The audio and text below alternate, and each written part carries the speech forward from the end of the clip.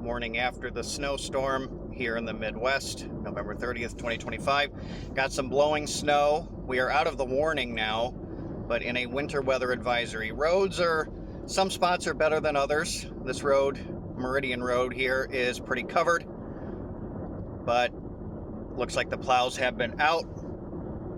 I will tell you that the plow crews here are amazing. They do a great job. A lot of snow fell. I bet you we got over a foot of snow here in Valparaiso, Indiana. But this is what it looks like the morning after the storm.